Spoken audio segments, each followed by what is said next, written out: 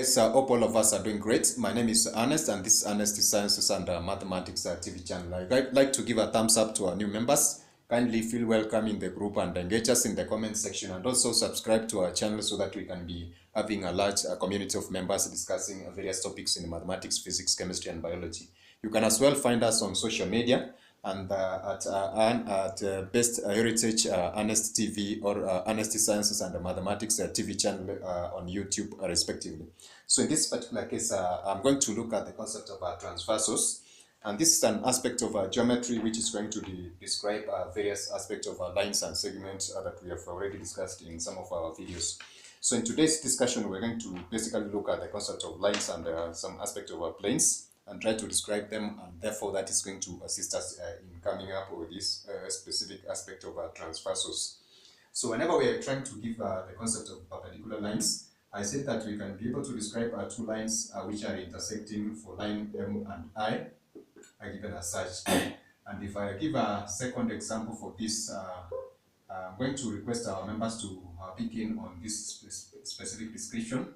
And of course, for an angle measure, which is going to give this particular symbol, and therefore this is going to imply that the angle stretch between M and I, or the intersection between M and I, is going to form, of course, a 90 degrees angle, which is a right angle. So therefore, this one, in case the angle notation is not given, we're not going to assume that it's going to form a perpendicular line given as such. And we said that we can be able to denote a perpendicular line given this specific illustration using I is perpendicular to M given that specific symbol. So that one having been said and done, therefore we're going to have what we call the concept of perpendicular lines. And from a specific illustration, then therefore I'm going to regard M and I as perpendicular lines to each other, since they are going to form a 90 degrees.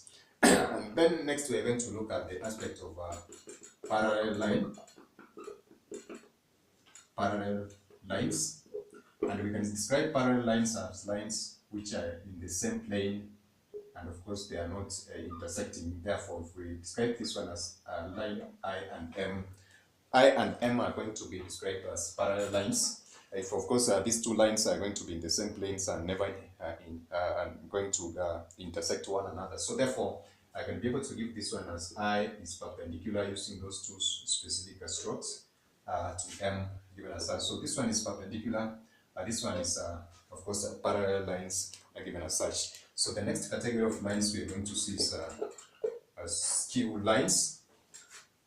Now, in describing this particular aspect of perpendicular lines, I've mentioned the concept of a plane, and we say that a plane is going to be a flat surface which is going to run infinitely in four specific directions. Of course, we had given it an example using a portion of a plane as such. So this is a flat surface that is going to go infinitely in four directions. So basically, I had mentioned that we're going to use a specific, just an illustration for a plane, and of course not place some boundaries on it. So we are saying that a parallel line or parallel lines are two lines are in the same planes that are never going to intersect. So suppose I have a plane like in the XY plane given as such, we can be able to describe parallel lines or illustrate parallel lines on this specific plane using that specific notation given as such. Now for skewed lines, these are going to be lines or two lines in different planes, and they are not going to intersect. However, they are not going to be in the same plane, therefore can not be regarded as perpendicular lines. So suppose we have two planes which are going to be given as such.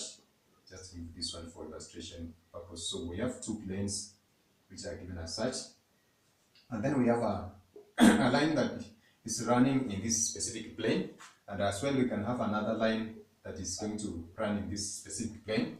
And these two planes are going to, of course, have a way in which these two lines are not going to meet. So therefore, they are not going to intersect. So therefore, we cannot be able to regard them as perpendicular lines, since they are not going to lie in the same plane as per the description of perpendicular lines which have I just given. So the line I and M, which are in different planes, are not going to be perpendicular as I've just do this. So these two lines are not going to be parallel. Perhaps I is not parallel to M, since they lie in different planes, as I've said.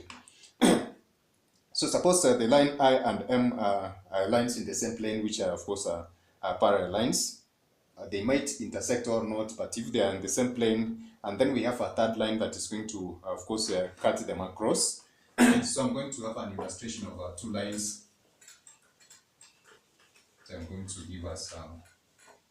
So suppose we have two lines which are running. So in that case, they might intersect or not, and then we have a third line that is running through the two lines for I and M. So this line is going to, of course, cut these lines at this specific point at this one, and this particular line is going to be regarded as a transversal. Therefore, as I've said, these are going to be lines that are going to lie in the same plane in the first case, and of course it's going to be either intersecting or not, and then we are going to see that if a third line is going to be drawn that is cutting across these specific lines at different points, then the third line is going to be regarded as a transversal. So these specific lines can have perhaps one or various numbers of transversals, which are going to cut these specific lines at different points. So in our discussion of various aspects of angle measures and various angles, perhaps in considering the triangles and other geometrical figures, we are going to see the application of these various aspects of transversals and the characteristic of these specific angles that we're either going to refer to as interior or exterior angles, and see how they have a relationship in that specific aspect.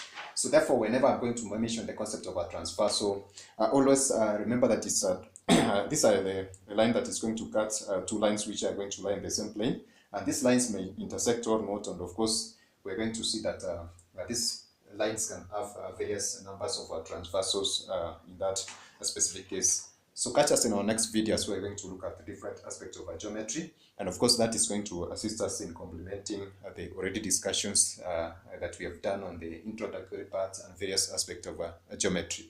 So that is it for now, guys. Bye, God bless you. Catch us in our next video.